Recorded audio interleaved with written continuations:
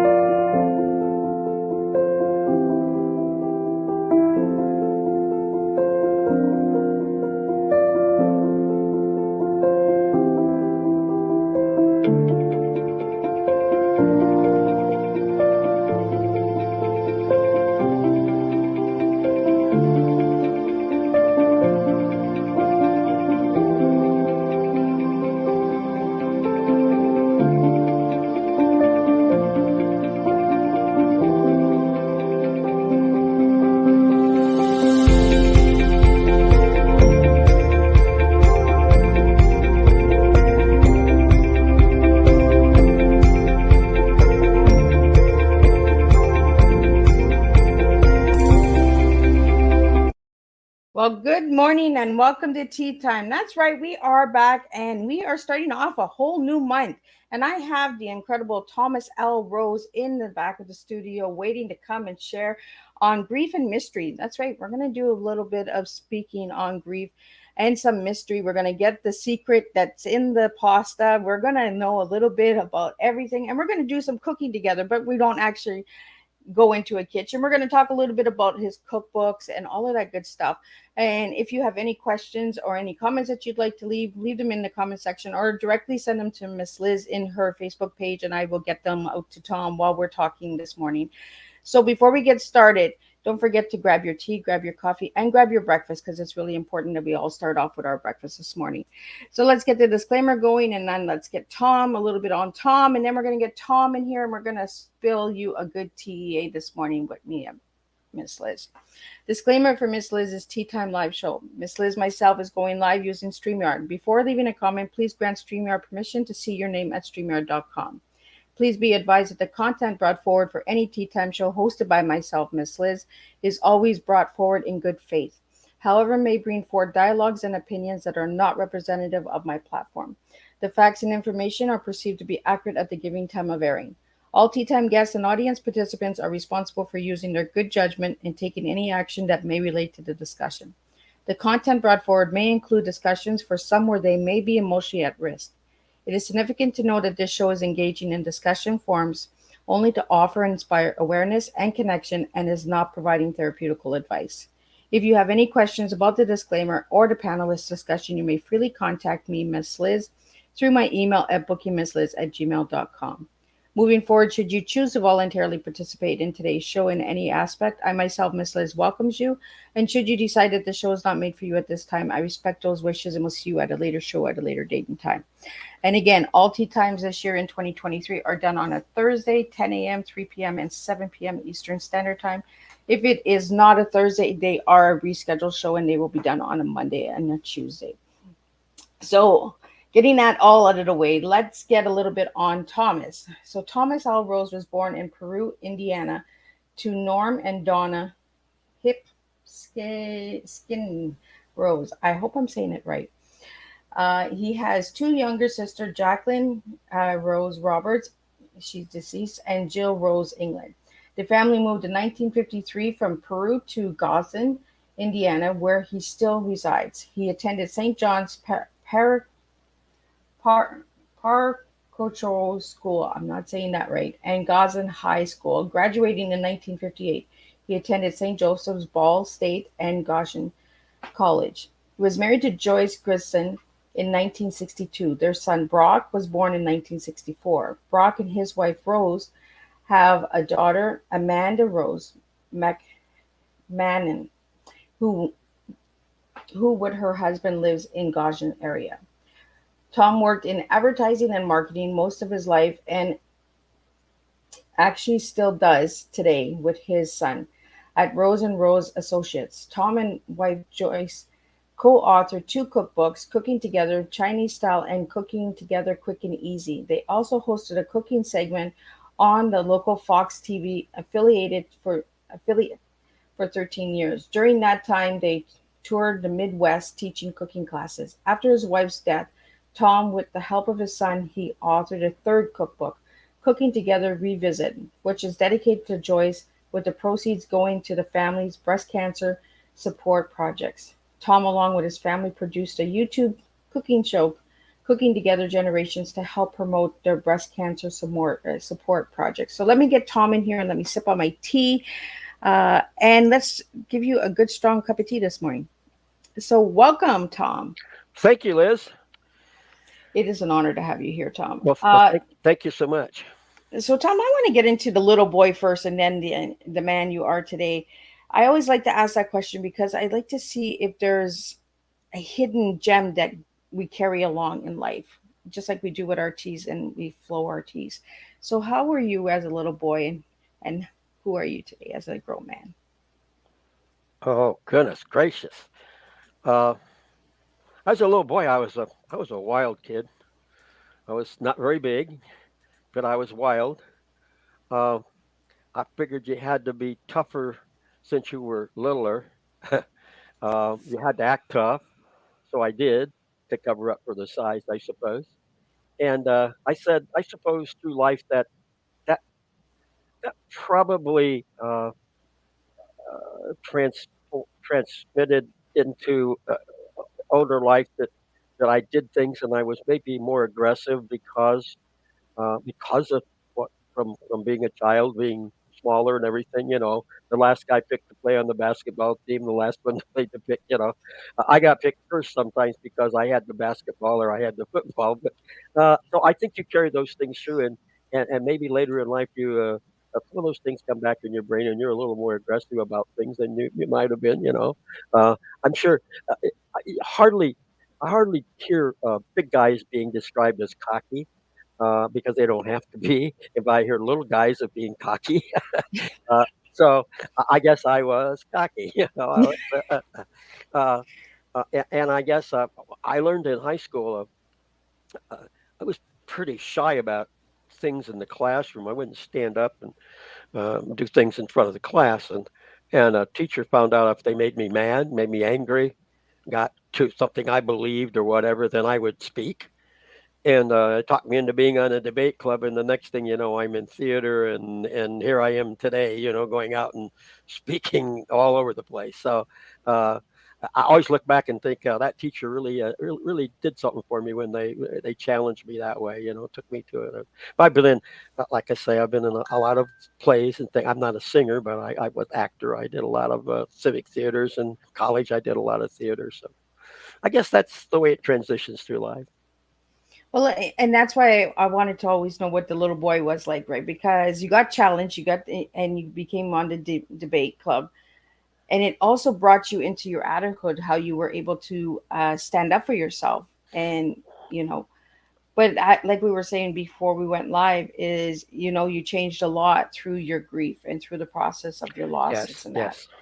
So I want to get into that a little bit, Tom. I want to get into how grief really changed you because people out there they think, oh, you lost somebody, get over it, right? grief Right, is not right, grief right. doesn't work that way. No, it So, doesn't. No, it doesn't. so how did your grief change you? Well, I guess I should start with the fact that so you understand a little bit where I'm coming from with this. My wife had breast cancer in 2003 and 2004, and both times she had a mastectomy. And she was a strong woman. She went through that. I don't want to say without any problems, but she went very strong. She went through it. She battled it. She did everything that you wanted to do, even though she was going through the treatments, the chemo, and the radiation. She didn't miss a dinner party or anything. Uh, so, and then in 2004, after the 2004 episode, she was cancer free until 2017. So we had, I guess, what, 13 years there that we did a lot of things, knowing that it's still there, the cancer's still there, but it's so. In 2017, it came back in the chest wall, and the doctor gave her 6 months. and she lived 2 years. That's how strong she was. But the she had a tube in her chest that we had to drain, and she was going through some chemos and some radiations. And but for about a year and a half, she was pretty good. We kept doing things that we wanted to do. The last 3 or 4 months were not good. We went to the hospital, and this was in July um, of 2018. Or excuse me, 2019. And we were having trouble with the drainage in the chest tube and everything, and we were going in for a radiation treatment. The doctor said, "Well, let's admit you here and let's take care of that chest tube thing." Well, that was a Monday. Well, Tuesday it was Plan A, Wednesday it was Plan B, Thursday it was Plan C, Friday it was what are we going to do? Saturday morning she looked at me and she said, "Tom, I'm done. I just want to go into hospice. I don't want any more chemo, any more radiation, any more poking and prodding, any more pills. I just want peace. I just want to rest." And so that Monday, in fact, I came home that weekend and cleaned the whole house. Everything was going to be because I thought hospice was going to be. I get back on that Monday, and the nurse comes in and says, "Well, Mrs. Rose," she said, "you have two choices. You may stay here in the hospital for your hospice because it's not going to be a long time." They were very honest about that, and or you can go home. And she said, "I want to stay in the hospital." That was like stab me in the chest.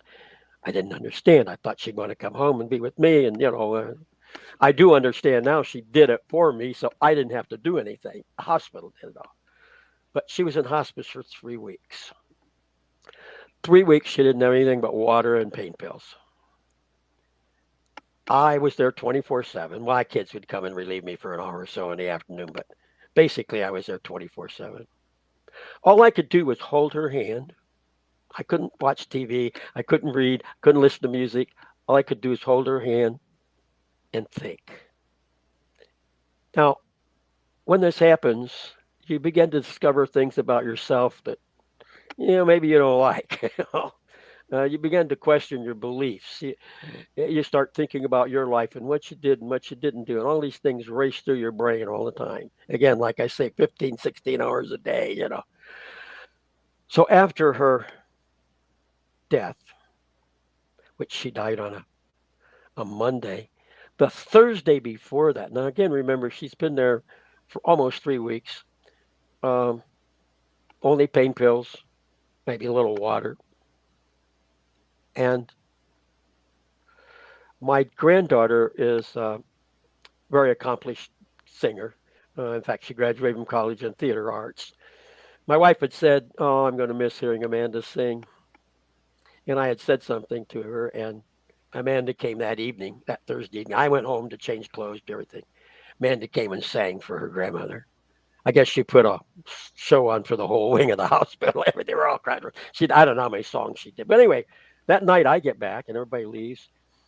And my wife sits up in bed and she's very lucid. And she looks at me and she points her finger at me and she said, "We have to talk." I went, "Oh, when my wife said we have to talk, right?" So she tells me that she doesn't want videos and she doesn't want all the pictures at the funeral home. And we have already agreed it's a closed casket. She wants people to remember the way she looked, not the way she looks now. And she took my hand and she looked at me and she said, "I love you. I'll see you in church." And that's the last thing she said to me. She went to sleep, and the weekend and Monday she passed away.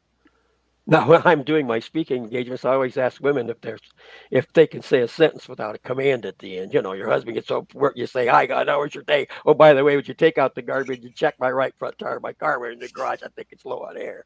My wife did that to me. See, she sang me right at the end. She knew what she was doing. She smiled when she said it. "I will see you in church." I have to go to church because my wife told me I had to go to church. So when you back to what you said, I kind of thought my grief started that Saturday when she said I wanted to go into hospice. And so that whole 3 weeks uh, was the beginning of my grief, I thought, until she actually died. And it all changed because it was It was, she's never going to be here again. While she was in hospice, I mean, I would go home and I would come back and she'd be there.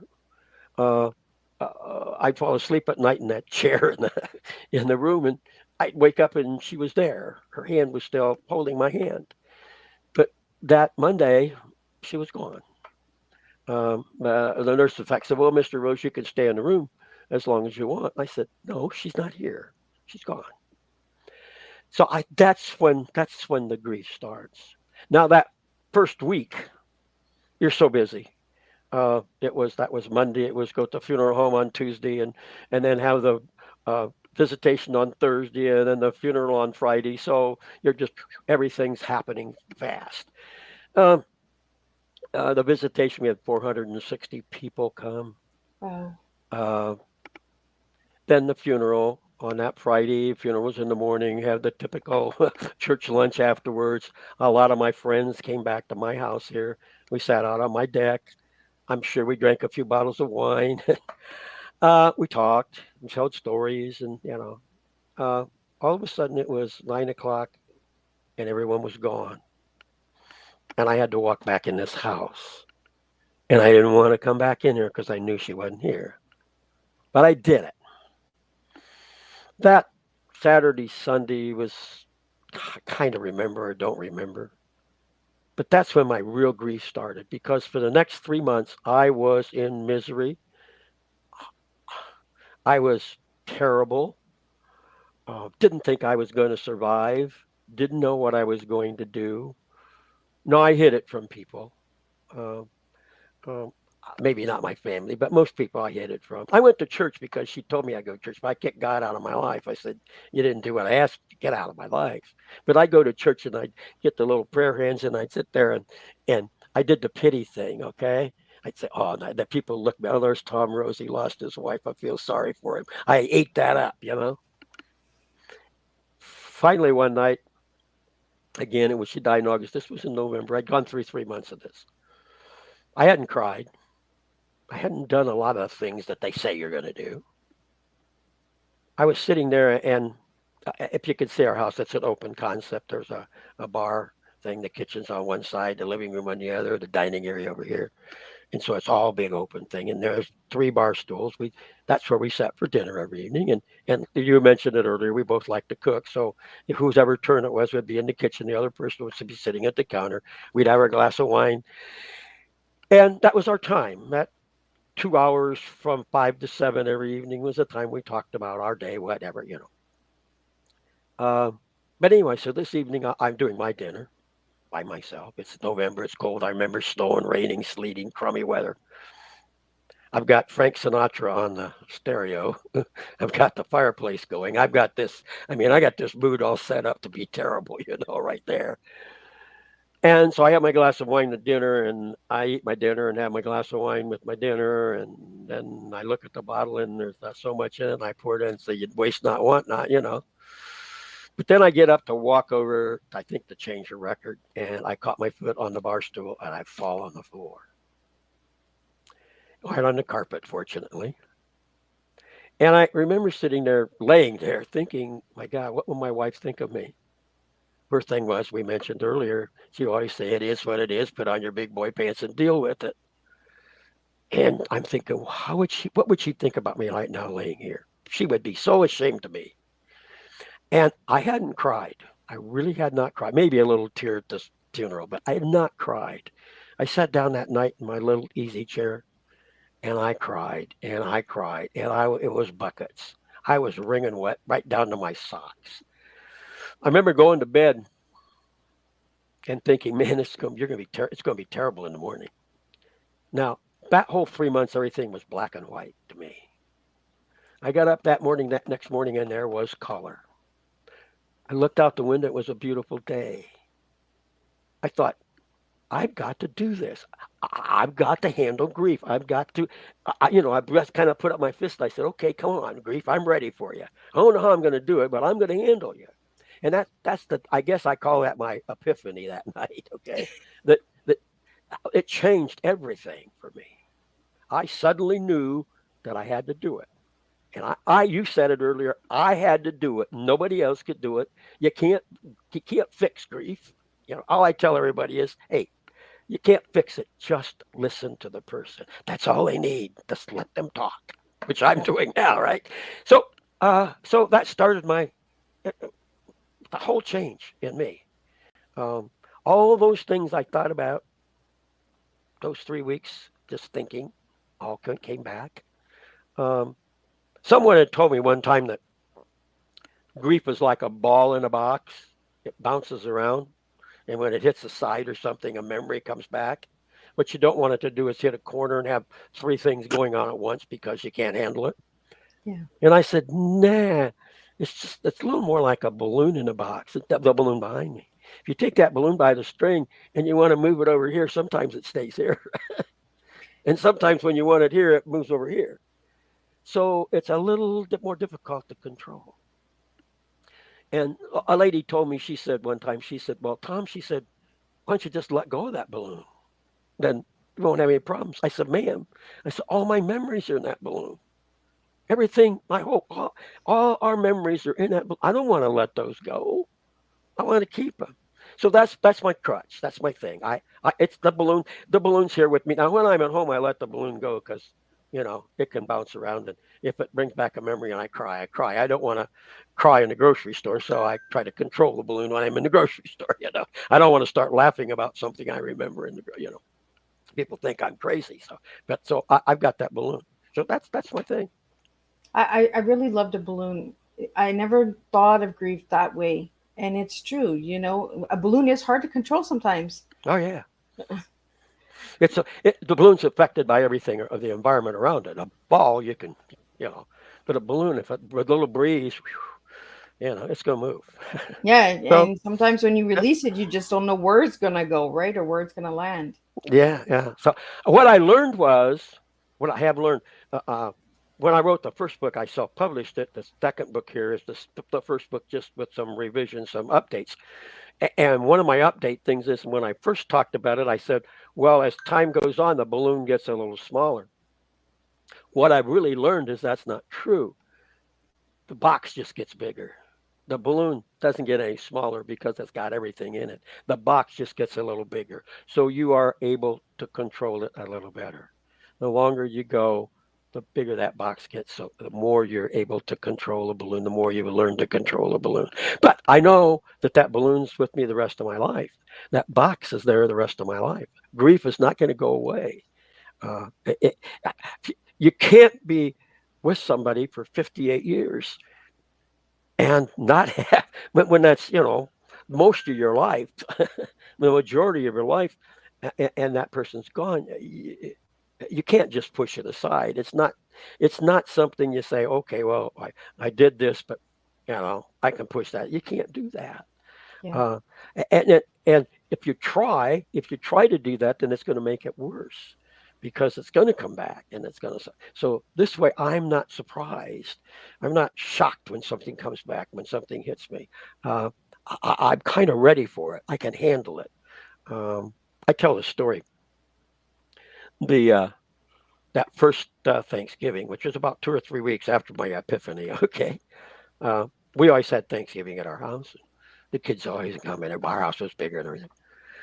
Uh, so kids said to me, he said, "Hey, Dad, you just do the turkey like you always do, and we're going to bring everything else. My granddaughter and her husband, my son and daughter-in-law. Actually, we're having some friends with them. So I'm in my kitchen. Now you're going to say, please don't think badly of me, but you're going to think I'm standing at that my butcher block, got my glass of wine sitting up on the bar, okay, and I've got that bird there, and I'm stuffing that bird with the fruit and herbs and everything I did." And I put the string and tie the legs. I need a finger to hold that so I can finish that knot.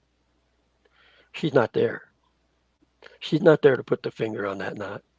And I start crying and I start laughing because that was always our joke. She'd put her finger there and say, who did this when you tied your Eagle Scout knots? My wife was a brunette, big brown eyes. I think I said one time I was a cute little blonde, blue-eyed blonde. I think I got a dish right side of the head, uh, but that was our life. Um, I tell people, I make people in my talk, in my speeches, uh, I make everybody say, I love you. I say, I want everybody now to say, I love you. And when they're done, I say, don't forget to keep saying that. Um, I don't know that I said it enough or she said it enough. I think you assume, you love each other, um, but you don't say it enough. You don't say it often enough. And one of the things I stressed over in that grief period of time was the things we didn't do, all the things we planned to do. We wanted to do this, we wanted to do that, well, we didn't do them. Finally, one time I thought, no, wait a minute, stop. You were married for 58 years almost. You did a lot of things. So think about the things you did do, not what you didn't do. Yeah. Uh, However, that discovering, when I said discovering that things about you maybe you don't like, everybody's selfish to a certain extent. In fact, you have to be. There's a certain amount. You have to be We all selfish. have that selfish side to us.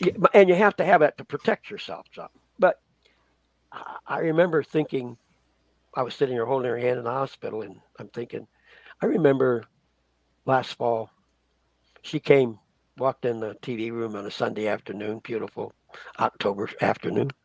I'm watching the football game. She said, we live, the cemetery's actually behind us. Nice place to walk. Golf course on one side, cemetery on the other. And they're both nice places to walk. And she said, I'm going for a walk in the cemetery. You want to go with me? I said, no, I want to watch the Bears play football. Well, the Bears are probably going to lose anyhow. I should have gone on the walk. That's the one thing that keeps coming up. I regret every time I'm sitting there. I look out and I see it nice, and I walk in the cemetery. I think wish I'd have gone on that one walk. I wish I'd have gone that time, because the next October she wasn't there. So, Yeah. but it's but but at this point, after 4 years, I'm a happy person. I'm a happy person because of the 58 years I had with her. Because of her, I'm a happy person. Uh, yes, I miss her. Yes, I wish she was here. Yes, I still go through my moments. Uh, you know, sit down to have my dinner by myself, and maybe I get a little tear. Sometimes I start laughing because I'll think of something we did or we didn't do or whatever. Uh, but overall, I'm a happy person. I'm moving on with my life. Um, I, I'm doing something. This is by accident with the book. Speaking to people about grief, like 80 speeches so far. People coming up and saying, "Oh my God, you help me," or this or that or that. Emails that I get, stories that I get. Uh, so I know I'm helping. And in fact, I wrote in the book, if I helped one other person because it helped me, then the book was a success. Well, I know at this point, after almost 17 months, I guess, that I've helped people and I continue to help people. So that has become my quest, my ministry, so to speak. This is what I want to do. I now know what he wants me to do. Um, I I run into so many people. Am I speaking things that say, "Oh, you're not doing anything"? Oh, my wife died, my husband died. I just sit there. I say, no. You've got to, you've got to move forward. I do not want to be the one that goes and stands in front of my maker and say, "Hey, you gave me 10 years or 5 years or 20 years, whatever it is after that event, and I didn't do anything with it." I'm going to be able to, I think, face him and say, "Hey, I did what I think you wanted me to do, sir. I did But it. I think I got it. Yeah, I think I got the message. Uh, so that's my life now. So, Tom, and all the listening audience out there that's listening now and that will listen later, grief is hard. Grief does come with a lot of lessons, and it does teach us a lot. It does teach us to live in a different way. And sometimes it actually changes us in the way that we should have been. You know what I mean? And I hate Mm, using that word should, because I know, as somebody who has gone through grief, should is not something that we should be doing on anybody.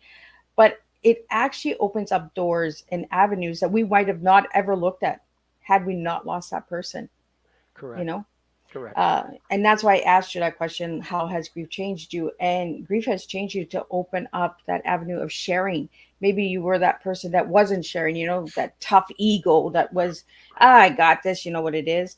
And your wife, Yeah. it is what it is. I use that saying a lot myself. It is what it is.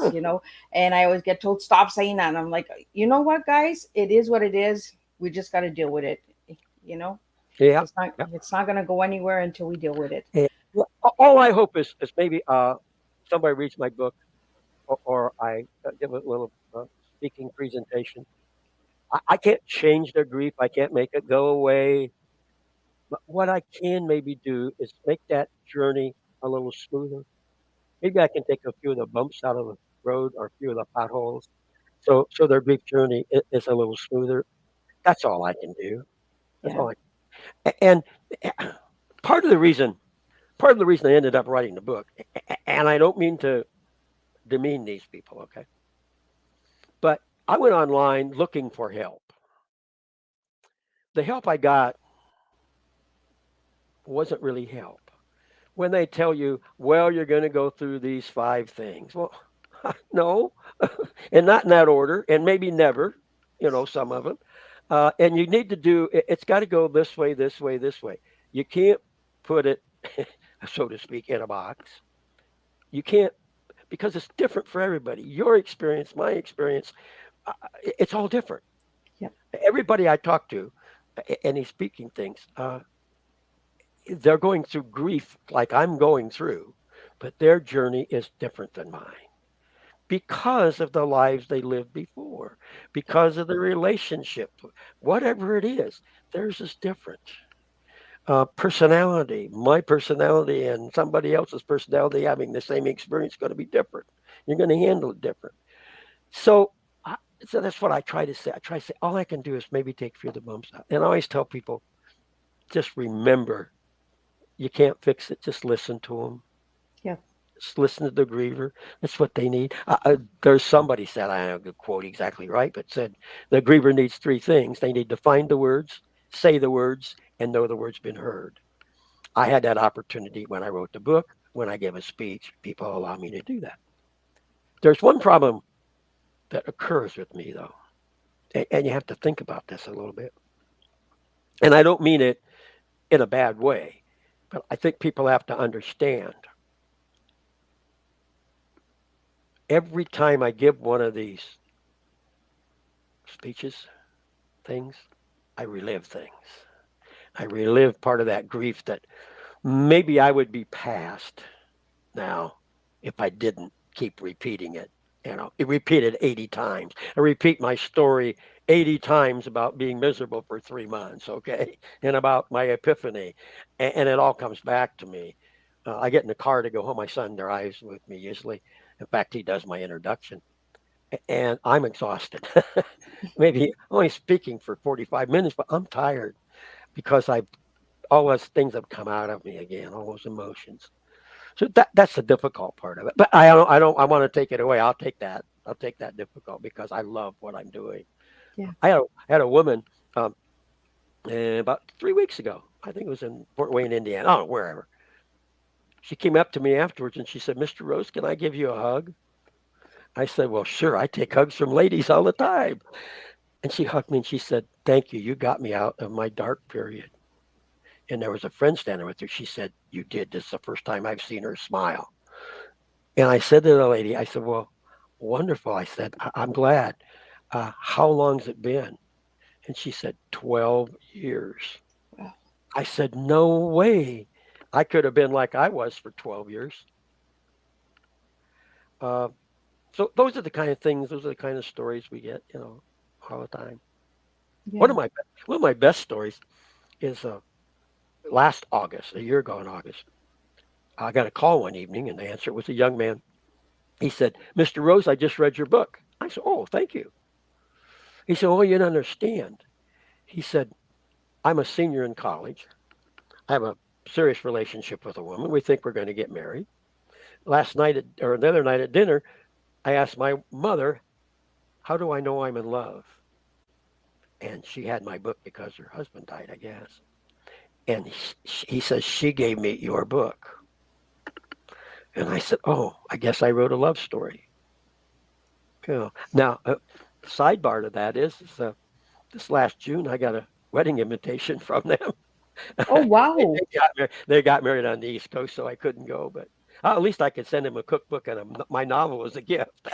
But anyway, those are the kind of things that happen to you, and they kind of they kind of affect you. I think I dropped a little tear that night too, sitting here afterwards, thinking, oh, prison did that to me too. We're going to speak to. There were 12 of them, young men in a drug rehab program, and it's a school thing. They live in the same ward. They have classes every day. And the gal that was running the program said, "Mr. Rose, I want you to come speak. Then I'm going to give them your book. They're to read the book, and then you're supposed to come back." And they were supposed to have questions for you, which I did. But it was hot. Again, it was in a hot August day.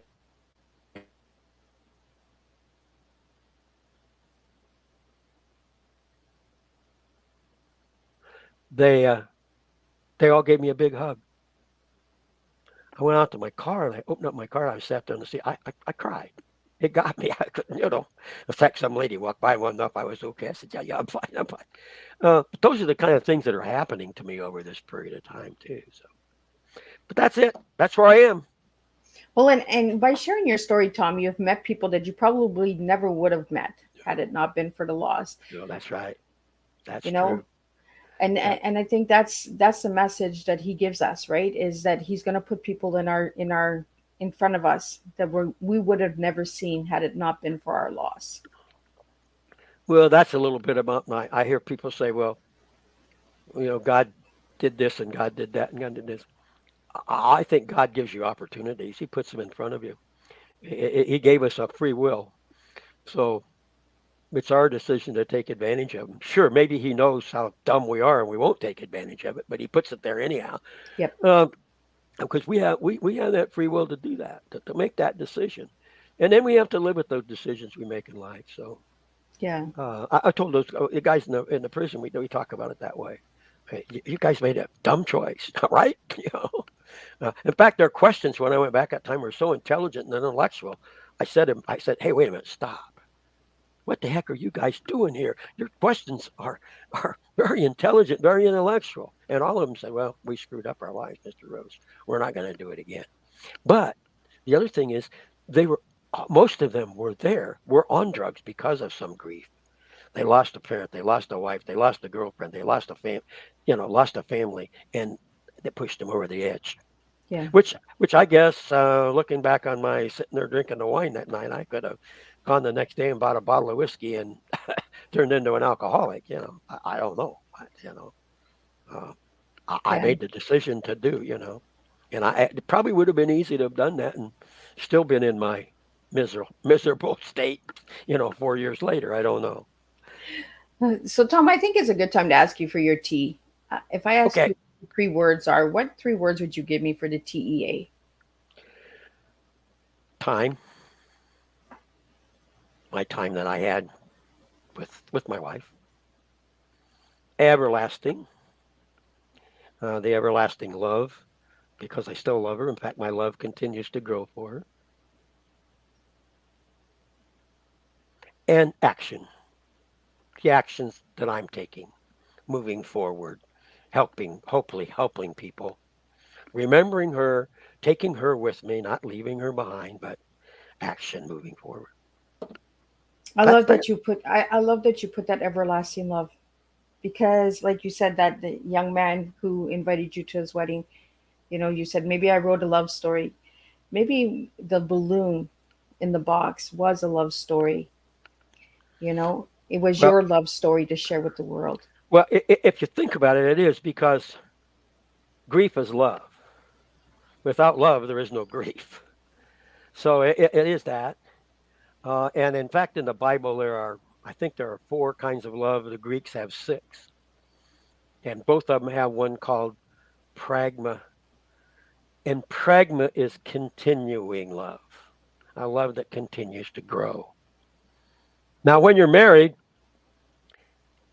and the husband leaves his underwear on the bathroom floor and doesn't hang up the towel, leaves it there. The wife gets upset with him, and then he's upset with her for being upset with him, and that love doesn't continue to grow at that time. But now that Joyce is not with me here, I can't screw up like that. So my love for her continues to grow. In fact, I tell people I love her more now than I did 4 or 5 years ago, just because of that. Because it's just allowed to. I don't get upset with her, Yeah. and she doesn't get upset with me. So it just continues to grow. So yeah, Balloon in the Box was a love story. So I want to get into the cooking Okay, together, because cooking does bring people together. So how correct. did you come up with that name, Cooking Oh Together? God, you ask these tough questions. It's I not know tough. I'm such a hardball, No, right? no, I'm just like, no, oh, Miss Liz, like give the man a break. no. It's not a tough way. It's just a detailed story. Okay. I like to cook. On the weekends, I would cook. Work I did, and we would do it together, she and I. But uh, one Christmas, my sister sent me a walk. In that February, I got the box out and I read the book, and so I start cooking with a walk. Well, we had some friends, another couple, and he liked to cook, and he was good, and then his wife, and we would go to each other's house for dinner. And so I had them over for Chinese. And he thought, oh, this is cool. He said, I'm going to get me a wok. So he got a wok and he's doing, and then we're exchanging things back and forth. Hey, I did this. Hey, I did that. Uh, there's a local college here, Goshen College. That's a small religious college. And there was an advertisement in the paper that some gal there was teaching a Chinese cooking class, probably as part of her. I think she was probably, I don't think they call them home ec now, but whatever, home ec teacher anyway. And she's part of her class. So she's teaching this class. So he and I decide to go.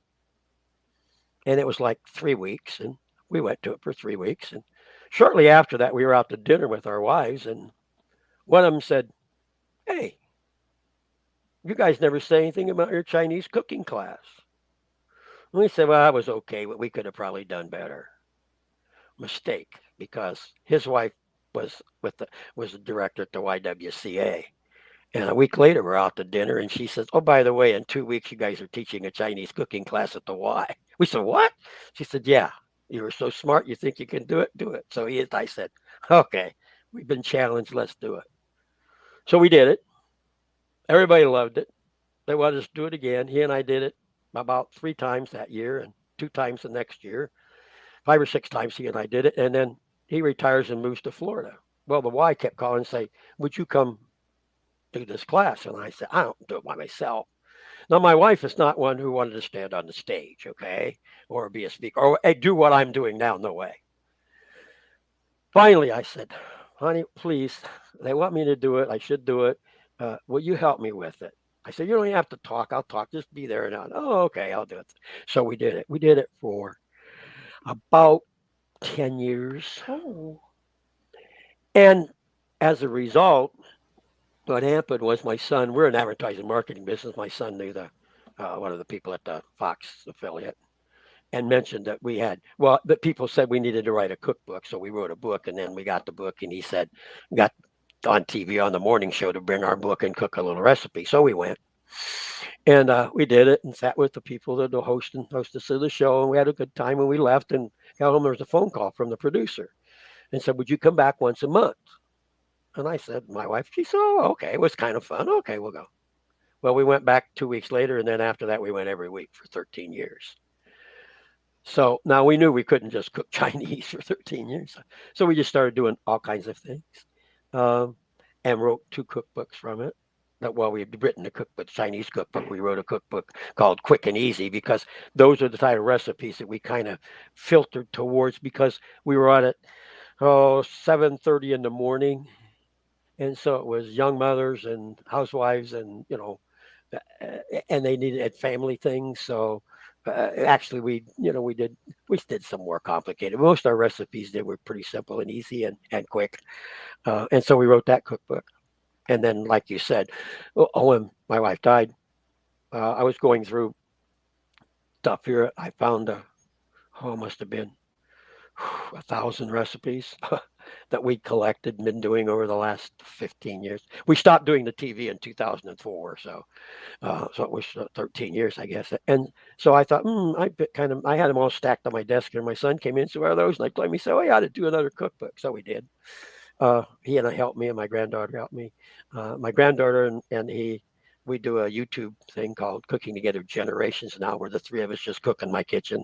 Whatever happens, happens. We just have fun, family together cooking. We do about 6 or 8 episodes at a time, and then put them on YouTube, and then don't do anything for a while, and then do some more. So that's kind of fun too. But so that's the cooking experience. Again, by accident, totally by accident. Everything in my life is Well, by accident. I know. and I really love the name Cooking Together Generations because we need to keep the generations together. We need to keep Exactly. putting that story out there so that when we're gone, there is a story to still tell. Yeah, I think my granddaughter will have some great, great, great memories of her grandmother and her grandfather and her father. We did Labor Day. We did a big family cooking thing, so we smoked a pork shoulder and pulled pork, and somebody's doing beans, and somebody's doing this exotic salad, and my granddaughter's making fancy drinks, and it was just a family day. A couple of neighbors came over, and we love to cook that way. I have an outside kitchen, so everything was being done outside. I have a microwave, refrigerator, burners, smokers, grills, griddles, everything out there. So you know Uh, where to go when you want something to eat outside. that's right. So we do that. But yeah, again, that's what back to that thing I said earlier. I understand that what life is now. It's pretty simple. It's just moments and experiences that become memories. And I every day new memory. This last Sunday's a memory that was created. Uh, I had a memory created when I spoke at that theater. I mean, what a thrill for a guy 82 years old to stand on a stage where, when 12 years old, he was going to the movies there, stand on a stage in front of 300 people, have 300 people applaud when he's done. What a thrill. My other one like that was we went back to Peru, Indiana, to the Catholic church there to speak. And I got to speak in that church. I almost couldn't do it when I started out. I had this big frog in my throat. And I'm looking around and I'm like, wait a minute. You were a 12-year-old altar boy here. And now here you are standing in this church speaking to all these people sitting out there. Uh, so those kind of things. Yeah. And again, that's in my balloon now. That's in my balloon. Uh, yeah, I take that with me. So, So I want to get, John. I want to get. We're almost at the end here. yeah. Time is just flying by. Like Oh, the yeah. balloon. The balloon is Blue all is like. blue. I'm sorry. I'm long winded. No, no, no. That's You all shouldn't good. ask me the question. See, you got in trouble. The minute you asked me the question, you were done. But I want to get into the mystery Oh, because we have okay. grief and we also have mystery. So how Okay. did you get into the mystery side of Well, things? you see, you write the blue in the box, and you write the cookbook. Well, cookbooks are not that difficult. But anyway, so you write the balloon in the box, and then everybody's telling you how good it is. And, oh my God, you start to get cocky. Okay, which we learned earlier. I was, and you think, hey, I can write a novel. Now, I told you I didn't pay attention in English class when I was in high school, nor when I was in college. Now, all of a sudden, I'm writing a novel. And I got these stories in my brain that I've never tried to do that before. I wrote a play when I was in college. That's the closest thing I ever did to writing anything. So anyway, it's cold, miserable weather, and I figured, what the heck, write a book. So I wrote the book. It's The Secrets in the Pasta. It's a murder mystery. It takes place in an Italian restaurant. Um, the interesting thing about writing a book like that, you have to create characters. And the only characters you know are your friends and the people you're acquainted. I mean, you could become a character. See, I know you now. I know stuff. You told me some of the stuff before we went on about your life. So, Uh oh. yeah, yeah. Well, I wouldn't use your name, and you wouldn't know it. You wouldn't know it was you.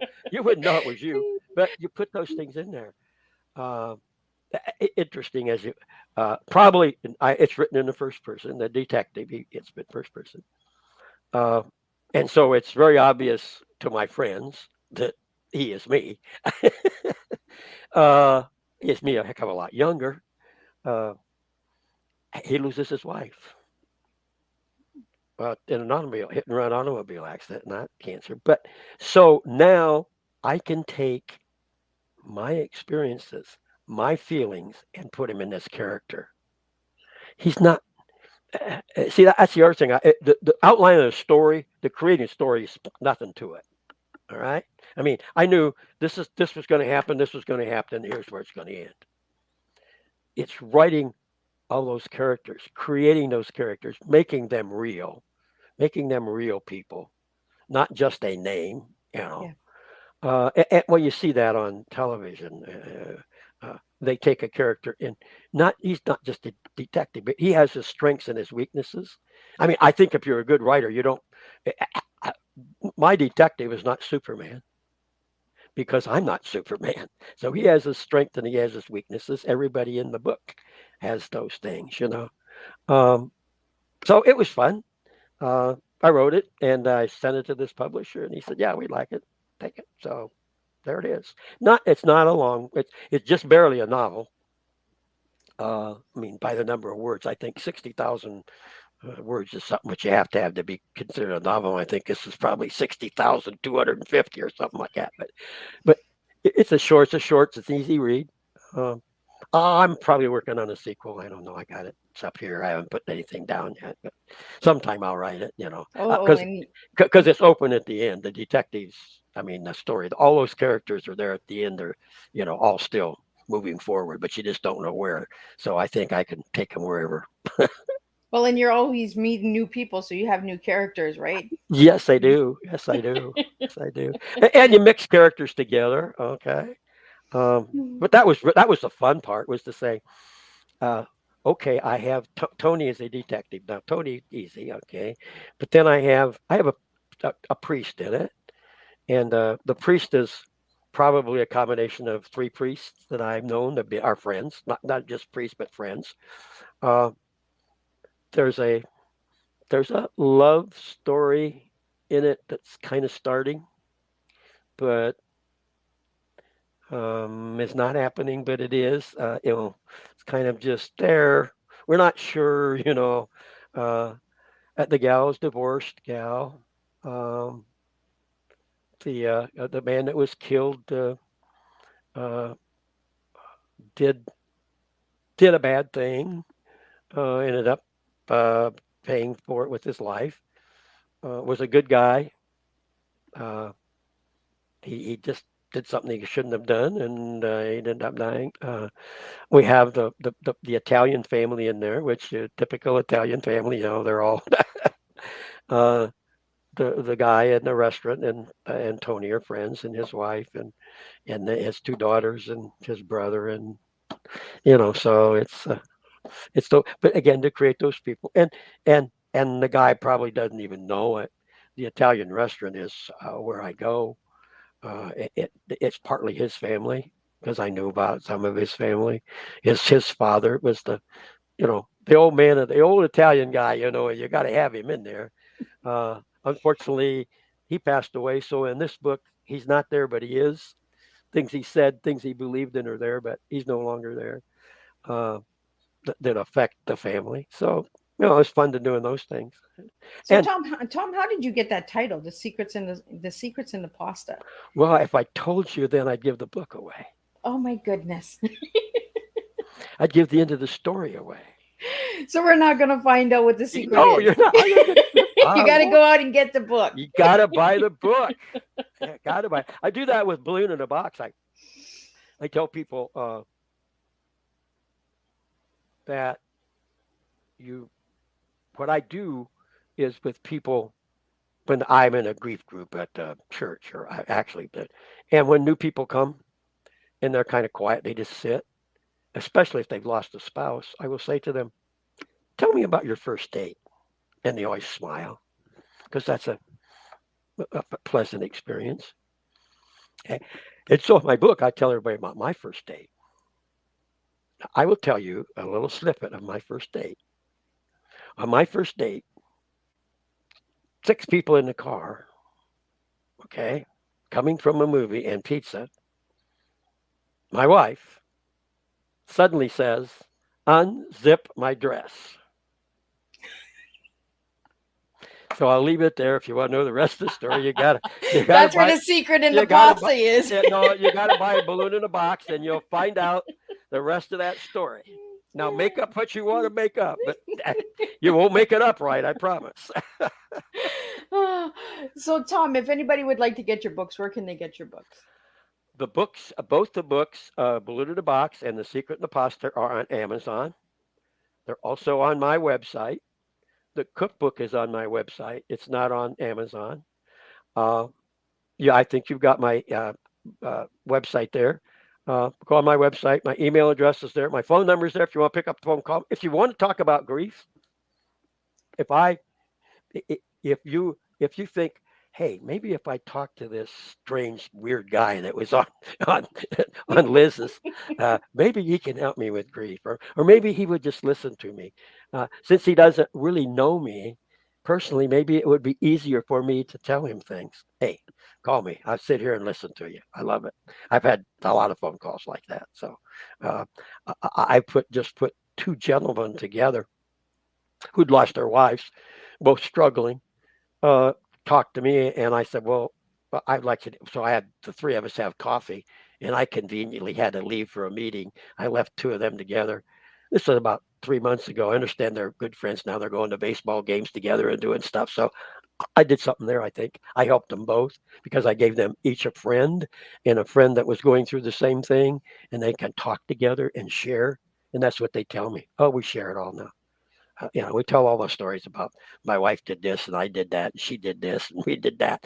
So uh, that's the kind of thing I guess I can do. So I love Awesome. it, love So, it. Tom, what's your final message for the listening audience out there?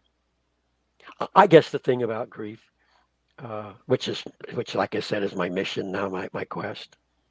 Uh, if you know somebody's grieving, don't try to fix it. Don't try to help because you can't help. The way you can help is simply listen to them. Let them talk. Let them talk. Don't say things like people said to me, like one lady came to me and said, "Well, I know a guy that lost his wife, and a month later he lost both his parents in an automobile accident." I wanted to say, I don't care. I don't care what happened to him. I care what happened to me. That doesn't help me any better to know that somebody lost three people in a month and I only lost one. So I guess I'm supposed to be thankful. No, you can't do that. Things that people say at funeral homes are tough too. Don't say God needed her up there more than you needed her down here. Because what I want to say is, hey, God's got a whole bunch of people. I just wanted one. Come on, God, share. So that's the worst thing I think is I hate to. I know now to just say I love you. I guess that's my other message. When I go to the funeral home and I see somebody, I just put my arm around them and say, hey, I love you. Because when you say I love you, that says I'm here for you. I'll do for you. I feel sorry. All of it's said in that one little phrase. I love you. Maybe you don't even have to say that. Maybe you just have to give them a hug, and then they know. So I guess those are two messages. Well, You know, thank you so if the much, if Tom. the griever just listen to them and don't forget to say I love you and thank you. And like I say, call me, text me, you know, email me, whatever, folks. I'm here. Well, thank you so much, Tom. And I am big on just listen, stop trying to give the advice. We just want you to listen when we're grieving. It goes so much further than you realize if Yep. you just listen. So, Tom, thank you so much for sharing your beautiful love story, your beautiful books with us today on Tea Time, and sharing your incredible tea because your tea is incredible. Time, everlasting love, and action. It's a strong cup of tea that he spills and he flows it well. So, Tom, thank you so much for that. And Thank you, Liz. thank you to all the listening audience out there. If you'd like to know more about Miss Liz's Tea Times, check out my website at www.misslizsteatime.com. If you'd like to be a guest in 2024, reach out to me as well. We will be seeing you all back at 3 p.m. Eastern Standard Time today and at 7 p.m. Eastern Standard Time. There are two more guests that are coming up this afternoon. We have Andrea Lee Austin coming in, and she'll be talking about my conscious wellness, and then we're finishing up with Money Wise with Kaylee Brosvert. This Liz's tongue is always a twist in here. But I want to thank everybody for tuning in to Tea Time, because I could not do this without you guys. So thank you, and I'll see everybody this afternoon for the second Tea Time of this week.